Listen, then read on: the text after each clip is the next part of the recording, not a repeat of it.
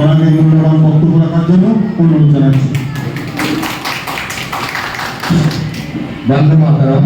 মঞ্চ ভূমিষ্ঠ প্রধান এবং অঞ্চল তৃণমূল কমিটির সদস্যরা, বিভিন্ন গ্রাম থেকে আগত আমার কর্মীবৃন্দ, সভাপতি এবং সদস্য সকলকে আমার অন্তরস্থল থেকে জাতীয়তাবাদী গৌরব অভিনন্দন জানাই।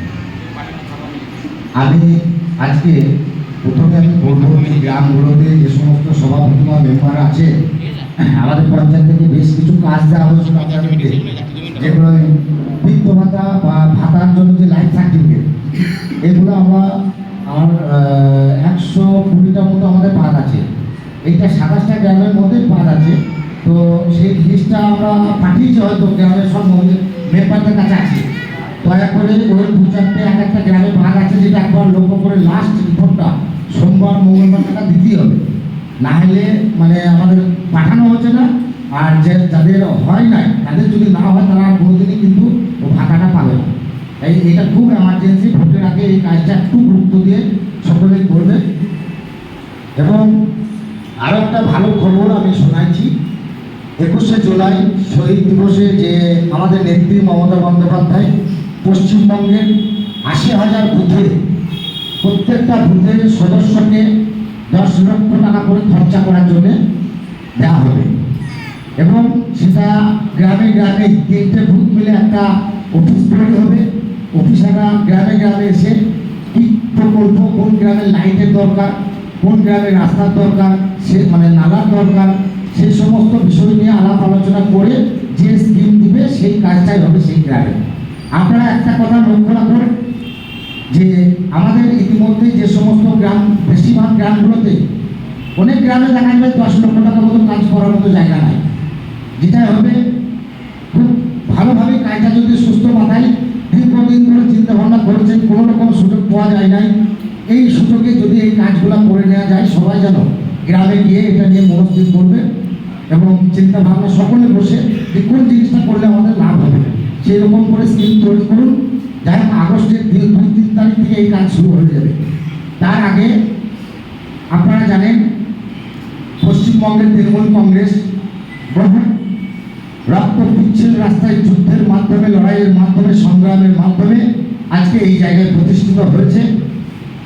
তাই আমরা সকলেই অবগত, তৃণমূল কংগ্রেস যারা করি, মমতা ব্যানার্জির যারা সৈনিক, অভিষেক ব্যানার্জির যারা সৈনিক এবং কাজল শেখের যারা সৈনিক, আমরা সকলেই যে সমস্ত শহীদ যারা এই দলের জন্য শহীদ হয়েছিল, আজকে আমাদেরকে এখানে বসার জায়গা করে দিয়েছে, যাদের রক্তের মাধ্যমে, যাদের রক্তের বিনিময়ে তাদেরকে ন্যূনতম আমরা যেটুকু সম্মান শ্রদ্ধা যেভাবে করি, সেইটাকে জোটবদ্ধভাবে আগামী দিনে আমাদের এই এলাকারই বীরভূমের যে নানু দিবস, আজ থেকে 32-30 বছর আগে এই গল্প শুরু হয়েছিল, 25-30 বছর পর থেকে এই গল্প শুরু হয়েছিল। আমরা প্রত্যেক বছরই 27 তারিখে নানু দিবস করি। ঠিক সেই দিনই আগামীকাল এসে গেছে। আমরা আমাদের গ্রামগুলোতে যেভাবে হোক মানুষগুলোর কাছে গিয়ে বোঝাতে হবে এবং বলতে হবে, এই প্রজন্মকে বোঝাতে হবে এবং বলতে হবে যে কী জন্য আমরা এখানে চললাম, কিসের জন্য আমরা যাচ্ছি, কী ঘটনাকে কেন্দ্র করে। তো ঘটনা হচ্ছে সেইটা আজকেই আমরা এখানে আলোচনা করে গিয়ে বাড়িতে বাড়িতে গিয়ে প্রত্যেকটা বাড়ি থেকে যাতে এই শহীদদের প্রতি সবাই আমরা শ্রদ্ধার্ঘ্য জানাবার জন্য উপস্থিত হতে পারি, তার জন্য সম্পূর্ণভাবে দায়িত্ব আপনাদেরকে নিতে হবে। আমরা প্রত্যেকটা গ্রামে হয়তো বাস দিচ্ছি না, যে সমস্ত গ্রামগুলো পাশাপাশি সংলগ্ন, ছাতির গ্রাম, পুজিরপাড়া, এইসব এরিয়াগুলোতে আমরা বাস দিই না। এগুলোকে ছোটো গাড়ি বা যেভাবে হোক ওখানে পৌঁছাতে হবে দল বেঁধে। আর দূর দূর গ্রাম যেগুলো আছে সেগুলো থেকে কিছু কিছু বাস আমরা দিচ্ছি, যেখানে আমাদের ইচ্ছা আছে যে মহিলাদের সর্বাত্মক উপস্থিতি ওখানে দেখাবো। তাই পাইতারা গ্রামের মহিলা আমাদের যে সংগঠন আছে, আমাদের নতুন গ্রাম এবং সাজনগর, ডাঙ্গাপাড়া, ওই এরিয়া থেকে যে সমস্ত মহিলা সংগঠন আছে, সকলকে আমি অনুরোধ করব যেন কালকে আমরা শহীদ দিবসে ওখানে যেন হাজির হতে পারি। তাছাড়াও আপনারা জানেন আমাদের বাঙালিরা বহু বিভিন্ন রাজ্যে কাজ করতে গিয়েছে, পরিযায়ী শ্রমিক হিসাবে বা বিভিন্ন চাকরি সূত্রে বা বিভিন্ন রকমভাবে হয়তো অন্য রাজ্যে গিয়েছে।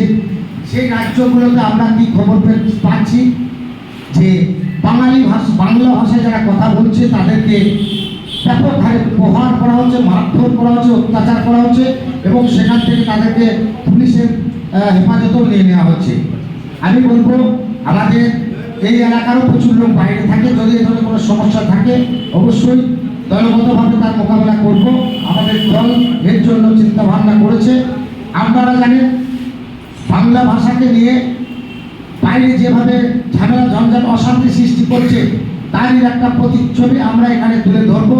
আমরা দেখিয়ে দেবো যে বাংলা ভাষার যারা কথা বলে সবাই বাংলাদেশি নয়, সেটাকে যেমন প্রমাণ করাতে হবে এবং তার সাথে সাথে আমাদের বাংলা ভাষার যে অপমান করছে, মর্যাদা দিতে চাইছে না কেন্দ্রের যে সরকার, কেন্দ্রের যে দল, সেই দলের যে সমস্ত বাঙালি নেতা নেত্রী আছে তারাও ঠিক তাদের পথে পথ দেখিয়ে সেই রকম বাঙালি করার চেষ্টা করছে। তাই আমরা আগামী কালকে এই বাংলা ভাষার